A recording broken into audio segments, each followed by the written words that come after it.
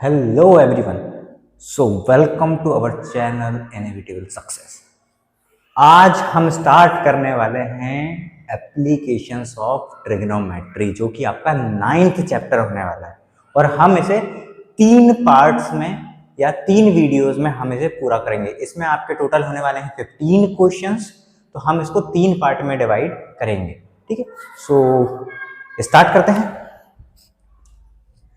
सबसे पहले मैंने आपको इंट्रोडक्शन टू ट्रिग्नोमेट्री में एक बात बताई थी कि जब भी हम ट्रिग्नोमेट्री की बात करते हैं हम एक राइट एंगल ट्रायंगल की बात करते हैं। तो सिमिलरली ये भी एप्लीकेशन ही है ट्रिग्नोमेट्री की, तो इसमें भी जो भी क्वेश्चंस आएंगे वो आपके डे टू डे लाइफ से रिलेटेड होंगे और वो उनमें एप्लीकेशन हमें क्या लगानी है, राइट एंगल ट्रायंगल का ही यूज हमें उसमें करना है। तो आइए स्टार्ट करते हैं। तो सबसे पहले मैं आपको एक बात बताना चाहूंगा, वो होती है line of site. Line of site उस लाइन को कहा जाता है, जैसे मान लो मैं कोई एक ऑब्जेक्ट देख रहा हूं तो मेरे आई से लेकर वो ऑब्जेक्ट तक की जो दूरी मैं बोलूंगा या जो लाइन बनेगी एक इमेजिनरी, वही क्या कहलाएगी, लाइन ऑफ साइट। मान लो ये पॉइंट है, यहां से कोई ये एक पोल है, इसकी टॉप पे देख रहा है, तो यही जो इमेजिनरी लाइन हम कंसीडर करेंगे यही लाइन ऑफ साइट होगी। क्लियर है। नेक्स्ट बात मैं आपको बताना चाहूंगा जो कि है एंगल ऑफ एलिवेशन। एलिवेशन आप ऐसा समझो कि आप कहीं चढ़ रहे हो तो आप नीचे से अगर ऊपर देख रहे हो तो जो यहां पर एंगल बन रहा है नीचे फ्लोर के साथ, ठीक है, या एक हॉरिजॉन्टल सरफेस के साथ, वही एंगल ऑफ एलिवेशन कहलाएगा। जैसे देखो, मान लीजिए ये एक हॉरिजॉन्टल फ्लोर है, ठीक है, यहां पर कोई एक पोल खड़ा है, तो ऑब्वियस सी बात है जो भी पोल होगा वो 90 डिग्री पर, हम स्लैंट कंसीडर नहीं करते हैं, हम 90 डिग्री पे ही कंसीडर करते हैं। मैंने अभी आपको बताया कि हम एक राइट एंगल ट्रायंगल कंसीडर करके चलेंगे। तो आप ये समझिए, इस पॉइंट से जब मैं इस पॉइंट पे देख रहा हूं, ठीक है, या कोई भी देख रहा है, तो ये क्या कहला रही है, ये जो स्ट्रेट लाइन रहेगी, ये जो स्ट्रेट लाइन रहेगी ये क्या रहेगी, एक लाइन ऑफ साइट की तरह बिहेव करेगी। तो ये जो हॉरिजॉन्टल लेवल है, ये जो हॉरिजॉन्टल लेवल है आपका, इसके साथ जो एंगल ये बनेगा, हमेशा याद रखिएगा एंगल की जब भी बात करो तो एक हॉरिजॉन्टल सरफेस के साथ हम बना रहे हैं। ये जो एंगल बनेगा, जब मान लो मैंने ये थीटा लिया, तो ये जो एंगल बन रहा हॉरिजॉन्टल सरफेस के साथ ऊपर देखने के कारण ये जो एंगल बन रहा है यही कहलाता है एंगल ऑफ एलिवेशन। जब भी हम ऊपर देख रहे हैं कोई चीज को तो वो जो एंगल बन रहा होगा हॉरिजॉन्टल सरफेस के साथ वो क्या कहलाएगा, एंगल ऑफ एलिवेशन। ये एक छोटा सा टॉपिक है जो आपको पता होना चाहिए आगे के क्वेश्चन करने से पहले। तो आइए हम क्वेश्चंस को स्टार्ट करते हैं। आपके सामने पहला क्वेश्चन है, a circus artist is climbing a 20 metre long rope which is tightly stretched to tied from the top of a vertical pole to the ground. Find the height of the pole if the angle made by the rope with the ground is 30 degree. इसमें आपको diagram already given है। इसमें हमें बोला गया कोई एक circus artist है, वो क्या काम कर रहा है, 20 मीटर रोप पर चलने की कोशिश कर रहा है, ऊपर चढ़ रहा है, ठीक है, वो एक पोल से ऊपर, उसके टॉप ऑफ द पोल पे बंधी हुई है, एक नीचे किसी पॉइंट पे, किसी ग्राउंड पर, मान लो एक यहाँ पर खील गड़ी हुई होगी वो पूरी अंदर तक है, और उसमें एक रोप हमने ऊपर, उसमें कस के हमने ऊपर पोल पे बांध दी है। तो ये रहा पोल, ये हमारा ग्राउंड लेवल और ये हमारी रोप, ठीक है। रोप की लेंथ गिवन है 20 मीटर और उससे बोला गया है रोप जो है ग्राउंड के साथ कितना एंगल बना रही है, एंगल ऑफ एलिवेशन बना रही है 30 डिग्री का। हमसे पूछा गया है find the height of the pole, हमें बताना है कि पोल की हाइट कितनी होगी। तो आइए इस क्वेश्चन को स्टार्ट करते हैं। सबसे पहले तो आप ये बताइए, इसमें 30 डिग्री की बात हो रही है, ठीक है, और हमें गिवन क्या है, हाइपोटेनियस, ठीक है। चलो मैं बताता हूं, हमें गिवन हाइपोटेनियस है, हमें निकालना परपेंडिकुलर है, ठीक है। आप हमेशा याद रखना, ये पूछा गया तो इसके सामने वाली साइड परपेंडिकुलर है, तो हमें परपेंडिकुलर निकालना है। हाइट गिवन है तो परपेंडिकुलर और हाइट के बीच में रिलेशन किस ट्रिग्नोमेट्रिक रेशियो फंक्शन के बीच में क्या होता है, साइन थीटा क्या होता है, परपेंडिकुलर अपॉन हाइपोटेन्यूस। क्लियर है? तो साइन 30 क्या हो जाएगा, साइन 30 डिग्री हो जाएगा। परपेंडिकुलर की वैल्यू क्या है, ए बी, अपॉन हाइपोटेन्यूस क्या है, ए सी। ठीक है, साइन 30 क्या हो जाएगा, परपेंडिकुलर अपॉन हाइपोटेन्यूस। अब देखिए साइन 30 डिग्री पे होता है 1/2 इक्वल टू ए बी तो हमें निकालना ही है, पोल की लेंथ तो हमें निकालना ही है, और ए सी आपको गिवन है जो कि है 20 मीटर। 20 मीटर तो ए बी बराबर कितना हो जाएगा, बहुत इजी है, 20 उधर जाएगा तो बचेगा 20/2। तो क्या बचेगा, ए बी की वैल्यू बचेगी 10। ठीक है, और आपको मीटर में गिवन था तो 10 मीटर हो जाएगा। तो ए बी इक्वल टू हो जाएगा 10 मीटर। अब आप बोल रहे हो कि हमने साइन थीटा ही क्यों यूज करा, हमने कॉस क्यों नहीं यूज करा, वो सॉरी कॉसेक क्यों नहीं यूज करा, हाइपोटेन्यूस अपॉन परपेंडिकुलर करते यूज तो कॉसेक भी यूज कर सकते थे। बिल्कुल कर सकते हो, आंसर में कोई अंतर नहीं आने वाला है, बट एक चीज ट्राई करो, चीजों को कॉम्प्लिकेट ना करो तो बेहतर है। तो हम पूरी की पूरी एक्सरसाइज है जो पूरे 15 के 15 क्वेश्चन है, हम क्या करेंगे, साइन कॉस और tan में ही खत्म कर देंगे। कोसेक सेक और कॉट में जाने की जरूरत नहीं है, आपको करने को कर सकते हो, कोई बुराई नहीं है, उससे भी आपका आंसर आएगा और एग्जैक्ट सेम ही आंसर आएगा। ठीक है, तो हम क्या करेंगे, हम केवल साइन कॉस tan में ही पूरी एक्सरसाइज क्या कर देंगे, खत्म कर देंगे। उम्मीद करता हूं ये क्वेश्चन आपको समझ में आएगा, बहुत ही इजी क्वेश्चन था। हमारे सामने नेक्स्ट क्वेश्चन है, a tree breaks due to storm and the broken part bends so that the top of the tree touches the ground, making an angle 30 degree with it. The distance between the foot of the tree to the point where the top touches the ground is 8 meter. Find the height of the tree. इसमें आपको figure नहीं given है, नहीं given है तो हम बना लेंगे। ठीक है, तो सपोज करो हमें स्ट्रेट लाइंस लेके चल रहे हैं। ठीक है, हमें स्ट्रेट लाइंस लेके चल रहे हैं, आप ट्री गिवन है तो हम उसको एक स्ट्रेट लाइन ही कंसीडर करेंगे। ठीक है, तो मान लीजिए ये कोई एक ट्री था। ठीक है, अब क्या हुआ, बिजली गिरी इसके ऊपर, तो यहां कहीं से वो क्या हो गया, टूट गया। मैंने मान लिया यहां कहीं से टूट गया, तो ये जो है ये ओरिजिनल पार्ट था उसका। अब ये टूटने के बाद क्या हुआ, थोड़ा सा और बड़ा बना ले रहे हैं। ठीक है, ठीक है, टूटने के बाद क्या हुआ, ये ऐसा गिर गया, भाई ऐसा था, इधर बिजली गिरी, टूट गया ऐसा, तो जब ये मुड़ के गिरेगा, तो जब ये गिरेगा तो ग्राउंड पर टच हो जाएगा, अलग नहीं हुआ है, उसी से जुड़ा हुआ है। ठीक है, ठीक है, तो ये ग्राउंड से क्या हो गया, यहाँ पर इस जगह पे टच हो गया। अब उन्होंने क्या बोला कि कितना एंगल बना रहा है जो उसका टॉप है ग्राउंड से, 30 डिग्री, और उसके फुट की जहां पर वो ग्राउंड पर टच करता है उसके बीच की दूरी, मतलब ये दोनों, ये फुट हो गया और जहां पर उसका टॉप ग्राउंड पर टच करा है, इन दोनों के बीच की दूरी ही क्या दी हुई है, 8 मीटर गिवन है। तो देखो यही पार्ट है, ये डॉटेड पार्ट क्यों बनाया मैंने, क्योंकि अब ये टूट चुका है। ठीक है, तो ये पहले यहां था, अब गिरने के बाद वो यहां आ चुका है। ठीक है, तो हम इसको एक नाम दे रहे हैं इस ट्रायंगल को। मान लीजिए ये पॉइंट P था, ये Q है और ये R है, ये 90 डिग्री। अब सेम चीज आपको निकालना क्या है, आपको निकालना है ट्री की हाइट, मतलब अभी फिलहाल के लिए हमें परपेंडिकुलर निकालना है। ठीक है, परपेंडिकुलर कैसे निकालोगे, परपेंडिकुलर कैसे निकालोगे, परपेंडिकुलर निकालने के लिए आपको परपेंडिकुलर, आपको ये देखना, सबसे पहले आपको देखना है कि आपको गिवन क्या है, आपको रिलेशन किसमें बनाना है। तो आपको परपेंडिकुलर निकालना है और आपको बेस गिवन है, तो परपेंडिकुलर और बेस के बीच में रिलेशन होता है tan थीटा का। तो tan थीटा बराबर होता है परपेंडिकुलर अपॉन बेस। हमें कौन सा tan की बात करनी है, 30 डिग्री की, तो tan 30 डिग्री, परपेंडिकुलर की वैल्यू है PQ और बेस है QR।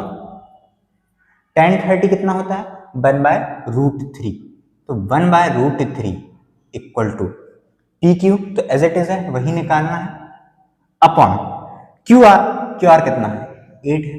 ठीक है, तो अब ये हो गया PQ अपॉन 8, तो PQ इक्वल टू हो जाएगा 8 उधर जाएगा, 8/√3। अब क्या कर देते हैं, इसको हम कर देते हैं रैशनलाइज। रैशनलाइज करेंगे तो ये कितनी हो जाएगी, रैशनलाइज करने के बाद ये हो जाएगा 8/√3 इंटू √3/√3। क्या करते हैं, सेम से मल्टीप्लाई डिवाइड कर देते हैं, तो ये हो जाएगा 8√3/√3 इंटू √3।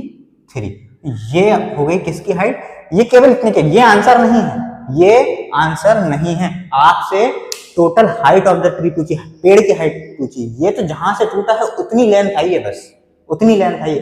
अभी हमें इस पार्ट की ओर निकालनी बाकी है। अब आपके पास पी क्यू की वैल्यू भी आ गई। अब आप चाहो तो साइन थीटा लगा के पी क्यू और पी आर में रिलेशन एस्टेब्लिश कर सकते हो, या फिर बेस और हाइपोटेनियस में भी कर सकते हो। जैसे अगर मान लो पहले से जो गिवन है उसी में रिलेशन करना है, तो अब बेस गिवन है, हाइपोटेनियस निकालनी है, तो आपको पता है कॉस थीटा बराबर होता है बेस अपॉन हाइपोटेनियस। ठीक है, हमें कॉस 30 की वैल्यू बोली है। कॉस 30 डिग्री कितना हो जाएगा भाई? बेस तो आपका क्या है, क्यू आर है, और हाइपोटेनियस आपको क्या निकालनी है, पी आर निकालनी है, पी आर निकालनी है। ठीक है, तो कॉस 30 की वैल्यू क्या होती है? कॉस 30 इतना होता है √3/2 होता है, √3/2 होता है। अब ये समझिए क्यू आर आपको 8 गिवन है, पी आर आपको निकालना है। पी आर को इधर लेके चलते हैं, तो पी आर इक्वल टू भाई 2 इधर जाएगा, पी आर इधर गया, √3 नीचे जाएगा, तो 8 2 हो जाएगा 16 अपॉन √3। इसको भी रैशनलाइज कर देते हैं, तो ये √3 से मल्टीप्लाई डिवाइड करना ही पड़ेगा हमें। तो ये क्या बन जाएगा 16√3 अपॉन 3। 16 into √3, 16√3, √3 into √3 3। तो 16√3 अपॉन √3 मीटर, ये क्या आ गई, पी आर की लेंथ आ गई, पी आर की लेंथ आ गई। ठीक है, तो हाइट ऑफ द ट्री कितनी हो जाएगी? Height of the tree, height of the tree कितनी हो जाएगी? हाइट ऑफ द ट्री क्या है? P Q plus P R, P Q plus P R. P Q की वैल्यू कितनी आई है? 8√3 upon 3, 8√3 upon 3, plus P R की वैल्यू कितनी आई है? 16√3 अपॉन 3। भाई एलसीएम या लेने की जरूरत नहीं क्योंकि डिनोमिनेटर सेम है, ये हो जाएगा 3, 8√3 प्लस 16√3। अब ध्यान से देखो तो ये दोनों जगह में से 8 और √3 कॉमन आ जाएगा, 8 और √3 कॉमन आ जाएगा। ऐसे कॉमन लेने की जरूरत नहीं, ये तो आपको डायरेक्ट आना चाहिए भाई, दोनों में √3 आ रहा है। अगर मैंने ऐसा भी लिखा हुआ है 2x प्लस 3x, तो आपको जरूरी नहीं है कि आप x कॉमन लो फिर 2 प्लस 3 करो फिर 5x लिखो, आप डायरेक्ट भी तो 2x प्लस 3x 5x बोल सकते हो। तो यहाँ पर भी तो x पे क्या है, √3 ही तो है। तो 16√3 में जब मैं 8√3 जोड़ूंगा तो कितना हो जाएगा, 24√3 हो जाएगा। भाई x की जगह पे √3 है, आप 8√3 प्लस 16√3 24√3 अपॉन 3। अब ये कट रहा है आराम से, 3 8 जा 24। तो फाइनल आंसर हमारे पास क्या बचा, 8√3 मीटर, जो कि आपकी ट्री की हाइट हो जाएगी, 8√3 मीटर्स। नेक्स्ट क्वेश्चन हमारे सामने, a contractor plans to install 2 slides for the children to play in the park. For the children below the age of 5 years, he prefers to have a slide where top is at a height of 1.5 metre. तो जैसा जैसा question बोलता जा रहा है वैसा वैसा हम करते जाते हैं। तो हमने मान लो स्लाइड्स हैं, राइट एंगल ट्रायंगल के फॉर्म में रहेंगी, तो हमने ये एक स्लाइड ले ली। ये किसके लिए है, 5 साल वाले बच्चों के लिए, ठीक है, below the age of 5 years वाले बच्चों के लिए। तो स्लाइड की हाइट हमें दी हुई है, ये जो है 1.5 मीटर है, क्लियर। और कितना एंगल बना रही है, 30 डिग्री का एंगल बना रही है। एंगल ऑफ इंक्लिनेशन बोलो एलिवेशन बोलो एक ही बात है, ठीक है। इसको हम नाम दे देते हैं पी क्यू आर, ठीक है। फिर next, whereas the for elder children she wants to have a steep slide at a height of 3 meter and inclined at an angle of 60 degree to the ground। अब उन्होंने बोला एक और slide बनाई, but ये थोड़ी सी स्टीप बनाई मतलब और खड़ी बनाई थोड़ी सी, ठीक है, जो कि 3 मीटर की हाइट पे है, बड़े बच्चों के लिए जो बनाई। इसको हम नाम दे देते हैं ABC, ठीक है, क्लियर। और एंगल कितना बन रहा है यहाँ पर ग्राउंड के साथ, 60 डिग्री। तो ये 2 स्लाइड बनाई हैं बड़े बच्चों के लिए और 5 साल से छोटे बच्चों के लिए। और हमें बोला गया है दोनों ही केसेस में what should be the length of each slide या of the slide in each cases, मतलब हाइपोटेनियस इसकी और इसकी हाइपोटेनियस। 5 साल के बच्चों के लिए जो फिसल पट्टी बनाई है, जो स्लाइड बनाई है, उसकी स्लाइड की लेंथ निकालनी है, और यहाँ पर भी बड़े बच्चों के लिए भी जो स्लाइड बनाई है उसकी भी स्लाइड की लेंथ है। तो ये स्टार्ट करते हैं। हमें किस किस के बीच में रिलेशन पता है, परपेंडिकुलर पता है और हाइपोटेनियस हमें निकालना है। तो सबसे पहले हमारे दिमाग में क्या आना चाहिए, साइन थीटा बराबर क्या होता है, परपेंडिकुलर अपॉन हाइपोटेनियस। पूछा कितना एंगल पे है, 30 डिग्री पे, तो साइन 30 डिग्री हो जाएगा। परपेंडिकुलर क्या है, पी क्यू अपॉन हाइपोटेनियस क्या है, पी आर। क्लियर है। तो साइन 30 की वैल्यू क्या होती है, 1/2 इक्वल टू, चलो इसको पार्टीशन कर देता हूँ मैं थोड़ा, ठीक है।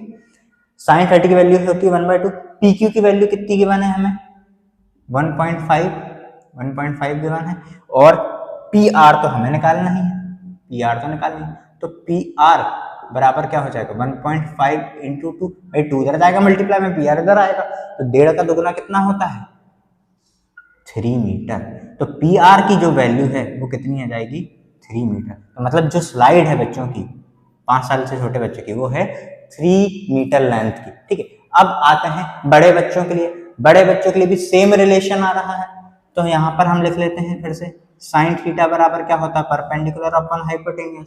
यहाँ पर हमें बोला क्या गया है, 60 डिग्री, तो साइन 60 डिग्री हो जाएगा, परपेंडिकुलर है ए बी, हाइपोटेनियस है ए सी। साइन 60 पे वैल्यू होती है √3/2, तो साइन 60 की वैल्यू हमने रखी √3/2 इक्वल टू, ए बी होता है 3 मीटर, तो यहाँ पर ए बी की वैल्यू 3 अपॉन ए सी तो हमें निकालनी ही है, ठीक है। तो ए सी यहाँ से क्या जाएगा, ए सी यहाँ जाएगा, √3 इधर जाएगा, 2 मल्टीप्लाई में जाएगा, तो 3 2 जा 6, और √3 कहाँ आ गया, नीचे आ गया। भाई ये 2 इधर मल्टीप्लाई में जाके 3 2 जा 6, और ये √3 नीचे और ए सी इधर, तो 6 अपॉन √3। रैशनलाइज कर देंगे तो √3 से क्या हो जाएगा, मल्टीप्लाई और डिवाइड हो जाएगा, तो ये क्या हो जाएगा, 6√3। तो ए सी बराबर क्या आ जाएगा आपका, 6√3 अपॉन √3 इंटू √3 हो जाएगा 3, 3 से ये 2 बार में कैंसिल, तो ए सी की आपकी वैल्यू हो जाएगी 2√3 मीटर।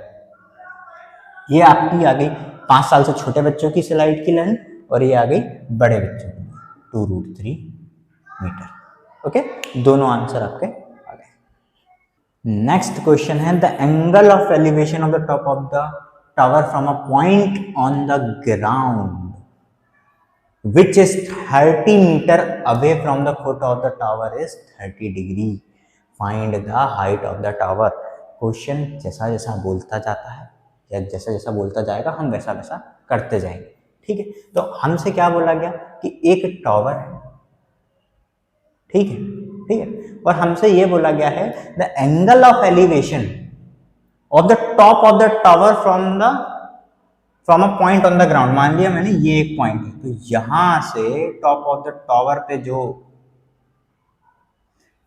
एंगल ऑफ एलिवेशन बन रहा है वो कितना है, 30 डिग्री का है। और एक और बात बोली गई है कि वो भी 30 मीटर दूर है, वो पॉइंट भी फुट ऑफ द टावर से 30 मीटर की दूरी पे। ये एक टावर है जिसका टॉप एक पॉइंट पे ग्राउंड पे 30 डिग्री का एंगल ऑफ एलिवेशन बना रही है, और ये पॉइंट इसके फुट ऑफ द टावर से 30 मीटर की दूरी पर है, ये आपसे बोला गया। इसको हम नाम दे देते हैं पी क्यू आर। निकालना क्या है, height of the tower. Relation किस किस के बीच में है, परपेंडिकुलर बेस के बीच में है, तो कौन सा एंगल यूज करेंगे, कौन सा ट्रिग्नोमेट्रिक फंक्शन, tan थीटा, जो कि होता है परपेंडिकुलर अपॉन बेस। बोला किस एंगल के लिए गया है, 30 डिग्री, तो tan 30 डिग्री बराबर परपेंडिकुलर हो जाएगा पी क्यू, बेस हो जाएगा क्यू आर। तो tan 30 डिग्री कितना होता है, tan 30 डिग्री होता है 1/√3 इक्वल टू, पी क्यू की वैल्यू तो हमें निकालनी ही है, टावर की हाइट हमें फाइंड ही करनी है, क्यू आर कितना है, 30 मीटर है, 30 मीटर है। तो यहां से 30 उधर जाएगा और √3 क्या है, डिवाइड में है ही, तो पी क्यू बराबर क्या हो जाएगा, पी क्यू बराबर आपका हो जाएगा 30/√3, 30/√3। इसको रैशनलाइज कर दो, रैशनलाइज करोगे तो क्या करोगे, √3 से मल्टीप्लाई डिवाइड, ये 30/√3 तो है ही ऑलरेडी, ये हो जाएगा। तो पी क्यू हो जाएगा आपका 30 इंटू √3 हो जाएगा 30√3 अपॉन √3 इंटू √3 हो जाएगा 3, तो 3 10 30, 10 टाइम में कट गया। तो पी क्यू की जो लेंथ आ गई, हाइट आ गई टावर की, कितनी आ गई, 10√3 मीटर। ये आपकी आ गई किस टावर की हाइट। क्लियर। नेक्स्ट क्वेश्चन है आपका, a kite is flying at a height of 60 metre above the ground, the string is attached to the kite is temporarily tied on a point on the ground. The inclination of the string with the ground is 60 degree. 60 degree का elevation या inclination बन रहा है ground के साथ. Find the length of the string assuming that there is no lag in the string. आप पतंग उड़ाते हो बट उसमें थोड़ा सा जो उसकी आप ढील देते हो उसमें ऐसा लैग टाइप का आता है, बट हमें क्या अज्यूम करके रखना है, बिल्कुल एक स्ट्रेट है, कोई लैग नहीं है. तो मान लीजिए ये हाइट हो गई. भाई हाइट आप क्या एक स्ट्रेट लाइन ही तो लोगे परपेंडिकुलरली. एक काइट पे मान लो इस पॉइंट पे काइट उड़ रही है तो उसकी हाइट कैसे नापोगे, ऐसे परपेंडिकुलर. ठीक है, तो ये कितनी हाइट पे उड़ रही है, 60 मीटर की हाइट पे उड़ रही है. ठीक है, ये स्ट्रिंग है जो कि इस पॉइंट पे कहीं पर तो उन्होंने बांध दी है, इस पॉइंट पे कहीं पर तो उन्होंने बांध ली, तो ये हमने इसका नाम दे दिया. और एंगल ऑफ इंक्लिनेशन या एलिवेशन कितना बन रहा है, 60 डिग्री का बन रहा है. 60 डिग्री का एंगल ऑफ इंक्लिनेशन बन रहा है. तो एक बात का आप खास करके ध्यान रखें, ठीक है, कि हमसे पूछा क्या गया है और गिवन क्या है. हमसे क्या पूछा गया है, find the length of the string. हमें लेंथ निकालनी है स्ट्रिंग की, मतलब हमें PR निकालना है. और हमें गिवन क्या है, हाइट गिवन है, मतलब इस एंगल के सामने वाला परपेंडिकुलर का बने, और हमें हाइपोटेनियस जो है निकालना है. तो बताइए परपेंडिकुलर और हाइपोटेनियस के बीच में रिलेशन किसका है, साइन थीटा का. साइन थीटा बराबर हो जाएगा परपेंडिकुलर अपॉन हाइपोटेनियस. पूछा किस एंगल पे, 60 डिग्री पे, तो साइन 60 डिग्री बराबर हो जाएगा, परपेंडिकुलर है हमारा PQ और हाइपोटेनियस हो जाएगी हमारी PR. क्लियर है. साइन 60 पे वैल्यू कितनी होती है, √3/2, √3/2 इक्वल टू PQ. PQ कितना है, PQ हमें गिवन है, हाइट जो गिवन है जितने ऊपर पतंग उड़ रही है वो है 60 मीटर की, 60 मीटर अपॉन आपसे लेंथ पूछी स्ट्रिंग की जो कि है PR. तो बस PR को इधर ले जाते हैं, 2 को इधर, √3 नीचे आ जाएगा. तो PR की वैल्यू हो जाएगी 60 इंटू 2 करेंगे तो वो हो जाएगा 120 अपॉन √3. रैशनलाइज कर देते हैं तो √3 से मल्टीप्लाई और डिवाइड हो जाएगा. तो PR की वैल्यू क्या बन जाएगी, 120 √3 अपॉन √3 इंटू √3, 3 से कट जाएगा, ये कितने बार में, 40 टाइम में. 3 4 जा 12 और ये 0 का 0. तो PR की वैल्यू कितनी हो गई, 40 √3 मीटर्स. तो ये जो लेंथ रहेगी स्ट्रिंग की वो कितनी हो जाएगी, 40 √3 मीटर्स. सो इसी के साथ आज की क्लास हम यहीं समाप्त करते हैं. आप जब नेक्स्ट क्लास में आए तो इन क्वेश्चंस की अच्छे से प्रैक्टिस करके आए, क्योंकि नेक्स्ट क्लास में क्या होगा, हम एक मान लो यहाँ पर कोई एक चिल्ड्रन खड़ा है, कोई बालिका या बालक खड़ा है, उसकी हाइट भी रहेगी, फिर एक टावर की हाइट भी रहेगी, तो हम उसमें से उसको माइनस करेंगे. जब भी आप नेक्स्ट क्लास में आए, बस मेरा तो आपसे इतना कहना है कि ये जो है पूरा का पूरा रिवाइज करके आए. आपको ट्रिग्नोमेट्रिक फंक्शंस स्पेसिफिक एंगल्स पे पता होने चाहिए, आपको याद होने चाहिए. और याद कैसे होंगे, जितनी ज्यादा आप प्रैक्टिस करेंगे क्वेश्चंस की उतने जल्दी आपको ये वैल्यूज याद होंगी कि sin 30 कितने पे होता है, sin 30 की क्या वैल्यू होती है, tan 30 की कितनी होती है. ठीक है, तो और मेनली ये बात याद रखें कि इस पूरी की पूरी चैप्टर में मान लो एक ही एक्सरसाइज है, उसमें हम साइन कॉस और टेन का ही मेनली यूज करेंगे. आप चाहो तो बाकी अदर 3 ट्रिग्नोमेट्रिक रेशियोज का भी यूज कर सकते हो, कोई बुराई नहीं है, बट हम पूरे की पूरी बेसिकली हम साइन कॉस और टेन पे चलेंगे. आंसर दोनों से सेम आने वाले हैं, बट अननेसेसरी क्यों, जब हम साइन कॉस टेन में चल सकते हैं तो उसी में चल लेते हैं. साइन की वैल्यू भी आपको जल्दी याद हो गई होगी मेरी ख्याल से. तो अभी तक अगर आप रेगुलरली वीडियो देखते आ रहे हो तो अभी तक आपको साइन कॉस टेन की वैल्यूज तो थोड़ी बहुत तो याद हो ही गई होंगी. ठीक है, तो मिलते हैं हम नेक्स्ट क्लास में, तब तक के लिए टेक केयर.